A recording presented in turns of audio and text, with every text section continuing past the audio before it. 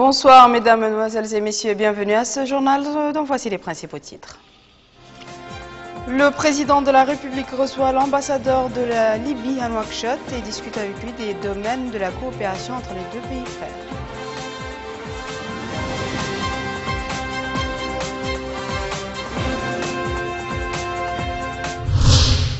Au cours de sa visite à l'école polytechnique et au lycée militaire, le président de la République souligne que l'État est engagé à former une génération de Mauritaniens dotés de connaissances scientifiques et technologiques.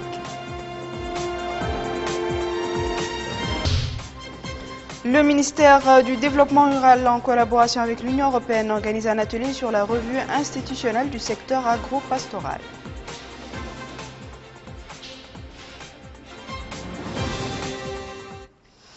Le président de la République, M. Mohamed El Abdelaziz, a reçu en audience aujourd'hui son Excellence M. Mohamed Hassan Khalaf El-Qaraj, ambassadeur de la Libye dans notre pays. La rencontre a porté sur les excellentes relations existant entre la Mauritanie et la Libye et les moyens susceptibles de les renforcer dans tous les domaines.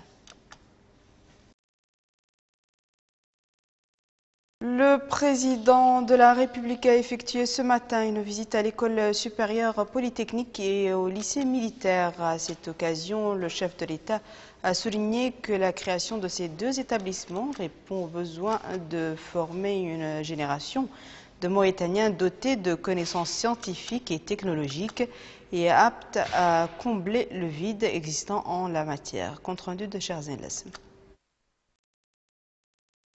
Le président de la République, M. Mohamed El Abdelaziz, a été salué à son arrivée au lycée militaire par le ministre de la Défense nationale, M. Ahmedou Idey Mohamed Radi, le général de brigade Mohamed Cheikh Mohamed Ahmed Cheikh Ghazouani, chef d'état-major des armées, et le colonel Mohamed Lamine Hamakhatar, commandant de l'école. Le président de la République a passé en revue un détachement militaire venu rendre les honneurs avant de saluer sur le rythme de la fanfare militaire les hautes personnalités venues l'accueillir.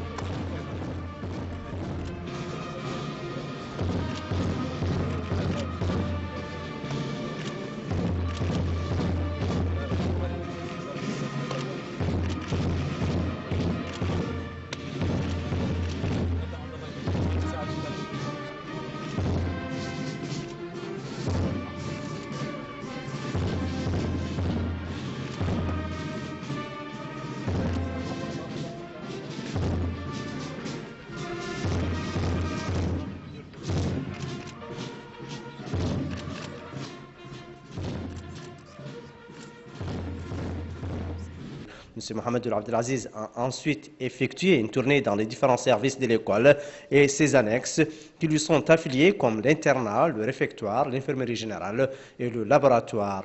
Au cours de ces visites, le président de la République a reçu des explications détaillées sur les services et prestations qu'offre le lycée à ses élèves. Il a par ailleurs été édifié par l'encadrement de l'école sur les manuels pédagogiques et les conditions générales d'enseignement.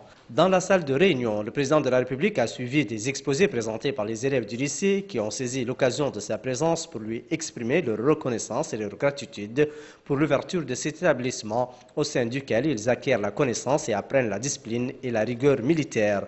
L'accès au lycée militaire s'effectue par l'intermédiaire d'un concours annuel ouvert à tous les jeunes Mauritaniens titulaires du brevet d'études du premier cycle. Cet établissement, au sein duquel 294 élèves poursuivent leurs études, a été créé en guise de contribution de l'armée nationale à l'amélioration de notre système éducatif, à l'ancrage de la discipline et la formation d'une génération capable d'assumer pleinement ses responsabilités. À l'école polytechnique et après le cérémonial d'accueil officiel, le président de la République, M. Mohamed El Abdelaziz, en compagnie du ministre de la Défense nationale et du chef d'état-major des armées, s'est informé sur les services et infrastructures relevant de cette école, comme la résidence des étudiants, les restos, les salles de jeux et des divertissements et le complexe mécanique. Le chef de l'État a reçu des explications fournies sur le fonctionnement de cette polytechnique et sa contribution à la formation de ressources humaines mauritaniennes qualifiées. M. Mohamed El Abdelaziz a instruit les responsables de l'établissement à l'effet de redoubler d'efforts pour assurer la formation des ressources humaines à même de participer activement à l'œuvre de construction nationale. Le président de la République a ajouté que la création de ce genre d'établissement est une réponse à l'inadéquation entre la formation et le marché de l'emploi qui a caractérisé pendant de longues années notre système éducatif. Pour sa part, le directeur de l'école polytechnique, le lieutenant-colonel ingénieur Mohamed Mahmoud, a prononcé un mot de bienvenue dans lequel il a mis en relief le rôle de son établissement dans la formation de cadres qualifiés capables de contribuer au développement du pays. Il a par ailleurs invité le personnel d'encadrement à poursuivre sa noble mission. L'accès à l'école polytechnique est ouvert à tous les jeunes Mauritaniens titulaires du bac technique ou mathématique et qui soient âgés de 22 ans au plus. 30% de ces effectifs sont réservés aux forces armées de sécurité. Le reste est ouvert aux civils. Elle comporte 3 branches, le génie mécanique, le génie informatique et l'électricité. À l'école polytechnique a été créée par un arrêté conjoint du 1er août 2011 des ministres de la Défense nationale et de l'enseignement supérieur et de la recherche scientifique. Elle recrute annuellement des candidats pour la filière préparatoire dont 30% de sièges sont réservés aux forces armées et de sécurité. Compte rendu dans la BADED. L'école supérieure polytechnique implantée à Nouakchott est une école d'excellence chargée de la formation d'ingénieurs dans divers domaines. La mission de l'établissement est de former des cadres civils et militaires de haut niveau dans l'intérêt de la nation. L'école dispense une formation de qualité pour former des ingénieurs d'État et des chercheurs en plus d'une formation militaire de base pour tous ses étudiants. L'école recrute annuellement un certain nombre de candidats, dont 30% au profit des forces armées et de sécurité et le reste pour les secteurs publics privés. Les diplômes sont conformes aux normes internationales et sont signés par le ministre de la Défense nationale ainsi que par le ministre d'État chargé de l'Éducation nationale, de l'enseignement supérieur et de la recherche scientifique. L'école supérieure polytechnique de Nouakchott accueille des étudiants des 2 sexes disposant du baccalauréat, série mathématiques et techniques, dont l'âge ne doit pas dépasser 22 ans. Après avoir effectué des visites médicales, tests d'aptitude physique et psychologique, les étudiants sont envoyés vers la spécialité qui les intéresse: l'ingénierie informatique, l'ingénierie mécanique ou l'ingénierie électrique. L'école supérieure polytechnique dispose de plusieurs installations, notamment un dortoir, un complexe restauration et loisirs, complexe scientifique et d'un complexe pour la mécanique. La création de cette école rentre dans la politique du gouvernement qui est de rendre disponibles des cadres compétents pouvant assumer leurs responsabilités dans le développement du pays. Le lycée militaire a quant à lui été créé par un arrêté de février 2009 du ministre de la Défense nationale. Cet établissement a pour objet la contribution des forces armées nationales à relever le niveau de l'enseignement dans notre pays, à propager la discipline au sein des générations montantes et à former des Mauritaniens capables d'endosser leurs responsabilités à venir. Placé sous l'autorité d'un officier supérieur relevant de l'état-major des armées, le lycée militaire de Nouakchott est inauguré le 17 février 2009, conformément à un arrêté du ministère de la Défense nationale en date du 7 février 2009. Cet établissement d'excellence situé à Sepra accueille 294 élèves encadrés par 37 professeurs. Les pensionnaires de cette école sont choisis parmi les admis au brevet et au certificat de l'enseignement primaire. Dans cette école, on accorde la priorité aux filières scientifiques en vue de préparer les jeunes Mauritaniens à accéder au secteur productif, conformément aux orientations du président Mohamed Ould Abdelaziz en matière d'emploi et de formation professionnelle. L'enseignement se déroule en arabe, en français et en anglais. L'école, qui comprend 10 salles de classe, offre un cadre de travail, de séjour et d'études optimal et met à la disposition des élèves un dortoir et une bibliothèque. À leur sortie, les élèves de cette école d'excellence n'intègrent pas d'office l'armée nationale. Le ministre de l'Intérieur et de la Décentralisation a décoré aujourd'hui à l'état-major de la Garde nationale à Nouakchott, au nom du président de la République, un certain nombre de fonctionnaires du ministère et un groupe d'officiers, de sous-officiers et d'éléments de la Garde et de la police nationale. Ces inaugurations, qui se sont déroulées en présence du chef d'état-major de la Garde nationale, le général de brigade, M. Félix Négré, s'inscrivent dans le cadre des festivités commémorant le 53e anniversaire de l'indépendance nationale. Le ministre a décoré de la médaille de l'Ordre du Mérite national officier colonel Ahmed Ould Abeid, chevalier lieutenant-colonel Salek Ould Sid Ahmed Ould Sibro, lieutenant-colonel Mohamed Mauloud Hammena, commissaire principal Yahafdou Amar, M. Fall Ngisali, M. Mohamed Lemine Lehnin, M. Mohamed Vadel Hadrami, de la médaille de l'ordre de la reconnaissance nationale, officier de police Mohamed Jafar, officier de police Daoud Mustaf, officier de police Sid Ahmed Selmou, M. Mohamed Mustaf Mohamed Salem, M. Sissé Sidi Abdelkader Jailani, M. Mohamed Remin Oulsidi, M. Diallo Amadou Samba. De la médaille d'honneur de première classe, inspecteur principal Mohamed El Khori El Jayid, inspecteur Baha Oul Mohamedou, inspecteur Keneme Amadou, inspecteur Ewa Oul Nade, inspecteur Mohamed Amin Oul Cheikh Malaïnin, adjudant-chef Boulkhair Oul Boubakar, adjudant-chef Cheikh Oul Hadrami, adjudant-chef El Hussein Oul Haïboullah, adjudant-chef Salem Barek El Khair.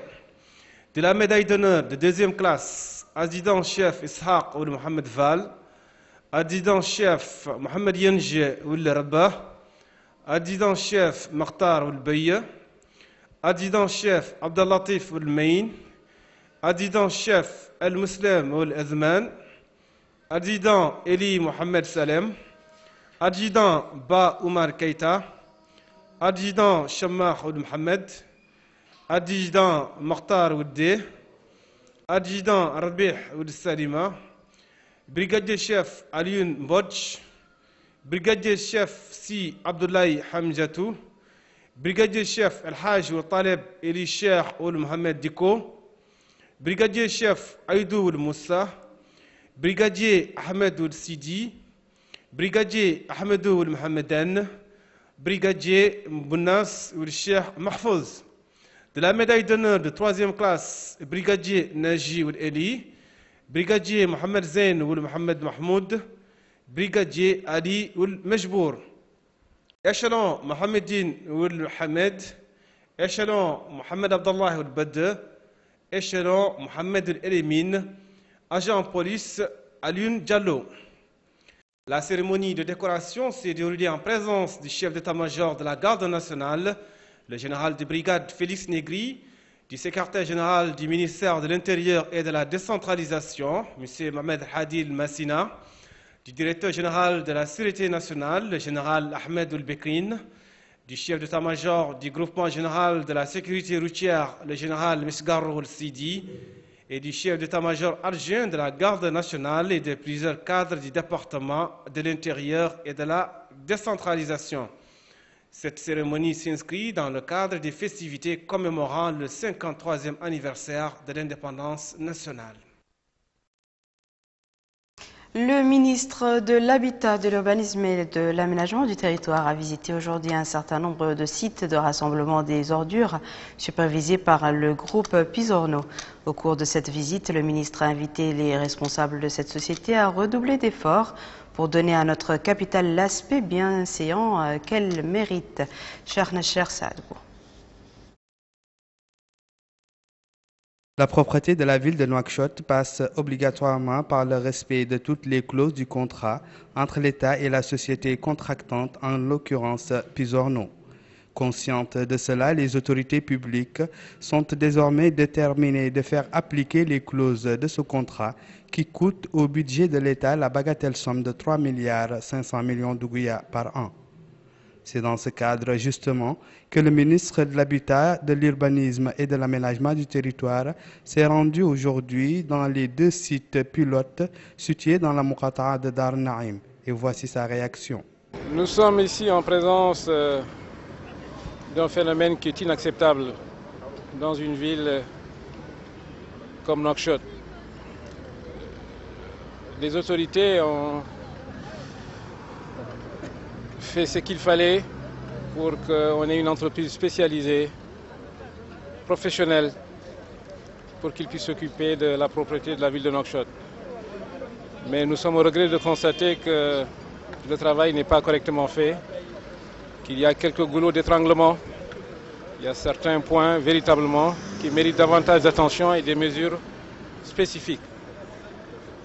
Le point où nous sommes aujourd'hui est un exemple où tous les jours vous avez des dizaines de charretiers, quelquefois même des bennes, qui viennent déverser sur la voie publique directement des tonnes de détritus. Ce n'est pas acceptable. Chacun doit faire une partie du chemin. La société Pisorno doit mettre à disposition suffisamment de contenants pour que les usagers ne déversent pas directement sur le sol les ordures. Il faudrait que les ordures soient déposées dans les contenants qui sont prévus à cet effet. Et c'est pour ça que nous avons demandé à la société Pisorno d'augmenter substantiellement le nombre de contenants pour que l'ensemble des détritus soient déposés dans les contenants. De son côté, Pisorno s'est engagé à respecter les clauses du contrat. Déjà, les conteneurs sont passés de 2 à 6 au niveau du site situé au sud de l'aéroport, dans le quartier du Carrefour, et le nombre de rotations de camions a augmenté. Ces mesures ont été saluées par les habitants de Nouakchott qui souffrent des ordures qui augmentent de jour en jour. Les habitants de Dar Naïm se sont félicités de cette mesure qui doit s'inscrire dans la durée pour leur bien-être d'abord et pour l'image de leur ville. Le ministère des Affaires islamiques et de l'enseignement original a organisé aujourd'hui à Nouakchott une journée de sensibilisation sur l'encadrement administratif et la redynamisation de l'action régionale au profit des directeurs régionaux et des chefs de services locaux. Cette journée s'inscrit dans le cadre des efforts constants déployés par le ministère des Affaires islamiques pour relever les capacités des opérateurs régionaux. Mohamed Abdallah Ilab. Faire le bilan de l'action régionale du ministère durant l'année 2013 et tracer le contour de la stratégie de l'année prochaine. Voici les thèmes majeurs de cette journée de sensibilisation. Une sensibilisation qui a comme objectif l'encadrement administratif et l'activation de l'action régionale. Le public ciblé par cette activité contient essentiellement les directeurs régionaux et les chefs de services locaux.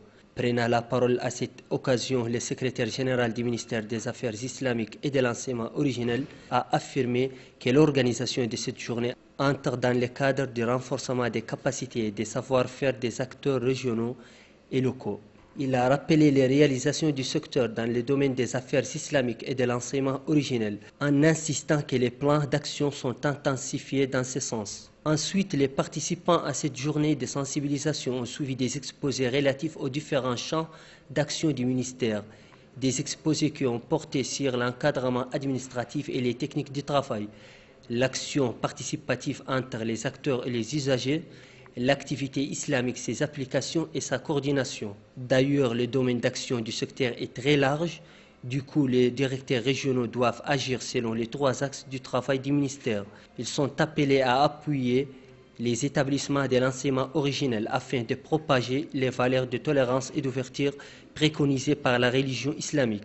De plus, ils sont concernés par la lutte contre l'analphabétisme et l'insertion des sortants des mahadras. Cette journée est très importante car c'est une journée, comme nous l'avons dit tantôt, de sensibilisation, mais aussi de suivi de tout le travail de tout un département. Les domaines ciblés sont bien entendu les domaines des mosquées, le domaine des mahadras, le domaine de l'enseignement originel. Il faut rappeler que cette journée de sensibilisation connaît la participation de 13 directeurs régionaux et d'environ 40 chefs de service au niveau local. Nouakchott a abrité aujourd'hui la cérémonie de lancement des travaux de l'atelier de restitution organisé par le ministère du Développement rural en collaboration avec l'Union européenne sur la révision institutionnelle du secteur agro-pastoral. L'atelier d'une journée vise à débattre et à examiner les résultats préliminaires de cette révision après la validation de la stratégie du secteur rural et de ses textes d'orientation. Salem Mejboursal. L'étude de nouvellement réalisée à la demande du gouvernement mauritanien et ses partenaires techniques dresse un tableau général de la situation actuelle du secteur rural. Le document produit d'un travail d'experts fait un ensemble de propositions en vue de mettre en place des stratégies cohérentes en matière de bonne gouvernance et de promotion des filières agro-pastorales pour accroître la production afin d'atteindre l'objectif de la sécurité alimentaire. L'étude fait des recommandations pour réussir les réformes institutionnelles et organisationnelles. Il est également question du cadre juridique et architecture organisationnelle du ministère du Développement rural. À l'ouverture des travaux de cette rencontre, au nom du ministre du Développement rural, le secrétaire général du département, M. Mohamed Oulahmel Aïda, a pointé les insuffisances des politiques agro-pastorales du pays avant d'énumérer les propositions faites pour relever les défis. M. Mohamed Oulahmel Aïda devait rappeler à cette occasion l'importance qu'accorde le président de la République, M. Mohamed Ould Abdelaziz, au secteur rural, un secteur auquel est alloué une part significative dans le budget de l'État. Le secrétaire général a également salué l'effort de l'Union européenne dans la recherche de l'autosuffisance alimentaire dans le pays. Justement, le représentant de l'Union européenne a souligné la nécessité de s'attaquer aux vraies causes de l'insécurité alimentaire. La réorganisation du secteur rural tend vers plus d'efforts pour produire davantage et lutter efficacement contre l'insécurité alimentaire. Cap sur Nouadhibou, le forum scientifique sur le programme stratégique mis en œuvre par la SNIM se poursuit pour la seconde journée consécutive. Il s'agit de traduire la nouvelle vision de la SNIM visant à réaliser une production qui atteint 40 millions de tonnes par an à l'horizon 2025. Aminata Khan. Développement centralisé des bruits légers, intensification du système industriel et l'excellence opérationnelle, voilà quelques piliers du programme Nouhoud 2025 que la Société nationale industrielle et minière SNIM a mis en œuvre dans sa nouvelle stratégie de développement qui vise à atteindre un seuil de production de 40 millions de tonnes à l'horizon 2025. Ce programme va hisser les recettes du fer brut à travers la réalisation de ventes appréciables pour ainsi jouer un rôle capital dans l'économie nationale en offrant 5 000 nouveaux emplois dans tous les départements de la société minière. Le programme Nouhoud, c'est un programme, comme j'ai dit, qui vise à porter la production de la SNIM de 12 millions de tonnes à 40 millions de tonnes à long terme et à l'horizon de 2025. C'est un programme qui va permettre à la SNIM de multiplier par 4 son niveau de production et il permettra aussi de multiplier par 2 le nombre d'employés. Donc il y aura de la création d'emplois. Donc on passera de 5 000 employés permanents à 10 000 employés permanents. Et quand on regarde même point de vue emploi indirect, on arrivera même à 15 000. Alors le chiffre d'affaires de la SNIM va être bien sûr multiplié par 3 quand on arrive à cette ambition en 2025, mais aussi les recettes de l'État vont être aussi multipliées par 3.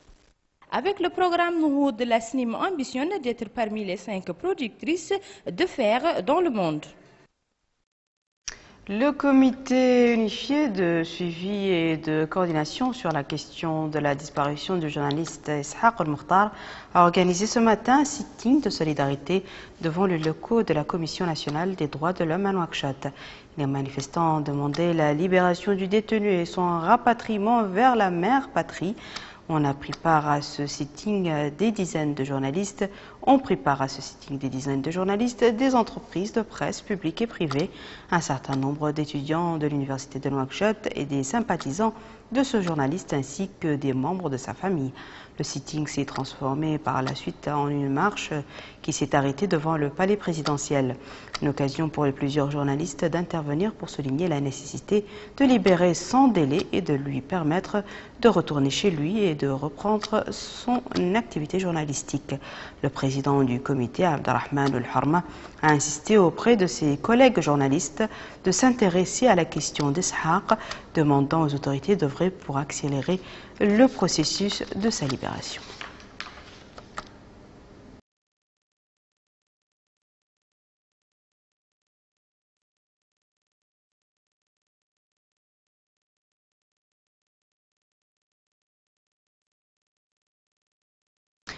Le parti El-Wahdawi démocratique et social a organisé hier soir à Nouakchott une conférence de presse au cours de laquelle il a annoncé son soutien à l'UPR au deuxième tour des élections législatives et municipales prévues samedi prochain. Le parti a, dans une déclaration rendue publique à cette occasion, loué le climat positif et serein qui a marqué le premier tour. Le président du parti a indiqué que sa formation appuie le programme électoral du président de la République et apprécié les réalisations accomplies au profit des franges les plus nécessiteuses. Actualité internationale à présent, les inondations provoquées par de fortes pluies ont forcé 40 000 résidents de la bande de Gaza à quitter leur maison, parmi lesquels plus de 5 000 ont été évacués par des secouristes se servant de bateaux et de machinerie lourde. Compte rendu de Babacar Ndiaye. Gaza sous les eaux, les inondations provoquées par les fortes pluies de mercredi dernier ont fait au moins 40 000 sinistrés. Désemparés, les habitants de Gaza racontent leur calvaire. Dans notre coin, le premier étage a été inondé. Nous avons grimpé d'étage en étage jusqu'à être bloqués. Nous ne pouvions plus rester chez nous. 28 000 ménages sont privés d'électricité. Depuis des années, Gaza fait l'objet d'un blocus de la part d'Israël et de l'Égypte. Cette situation a eu pour conséquence de limiter l'importation du carburant. Le gouvernement de Hamas, qui contrôle Gaza, demande à la communauté internationale à prendre des mesures pour obtenir la levée du blocus. Nous appelons la communauté internationale à faire pression sur Israël afin qu'il ouvre les frontières et laisse entrer le fioul et autres denrées à Gaza. C'est un problème politique et non humanitaire. C'est un véritable châtiment collectif. En signe de solidarité, le Qatar a immédiatement débloqué une aide d'urgence de 10 millions de dollars pour alimenter en combustible l'unique centrale électrique de Gaza. Pire que le premier tour des élections législatives du 24 novembre 2013, le deuxième tour du 15 décembre 2013 risque de battre le record des élections maliennes à faible taux de participation. Les électeurs de Bamako ont jugé nécessaire, semble-t-il, encore de rester chez eux ou de sortir à compte-gouttes, comme c'était le cas au premier tour. Malika Narli. Peu après la clôture du vote, c'est le début du dépouillement au centre Mamadou Diarra. Les premiers résultats du scrutin des législatives ne seront pas connus avant plusieurs jours. Pour l'heure, un constat s'impose. Le scrutin s'est déroulé dans le calme dans cette circonscription de Bamako. Pas de violence, mais une participation relativement faible. Comparativement à la présidentielle, le second tour des législatives a mobilisé peu d'électeurs à Bamako, comme dans la plupart des régions du Mali. Pour Ibrahim Boubacar Keïta, qui a voté dans son quartier, ce scrutin marque le début d'un processus. En effet, IBK souhaite voir une très large majorité concédée à son parti de RPM et ses alliés. Soumaïla Cissé espère quant à lui devenir le chef de file de l'opposition parlementaire. Voici, mesdames et messieurs, le rappel des titres. Le président de la République reçoit l'ambassadeur de la Libye à Nouakchott et discute avec lui des domaines de la coopération entre les deux pays frères.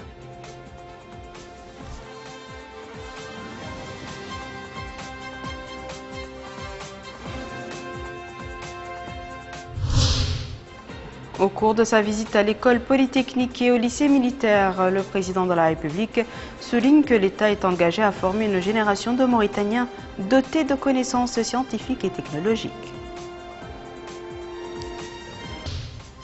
Le ministère du Développement rural, en collaboration avec l'Union européenne, organise un atelier sur la revue institutionnelle du secteur agro-pastoral. C'est la fin de ce journal, mesdames et messieurs. Merci à vous de nous avoir suivis. Merci de votre fidélité et à la semaine prochaine, Inch'Allah.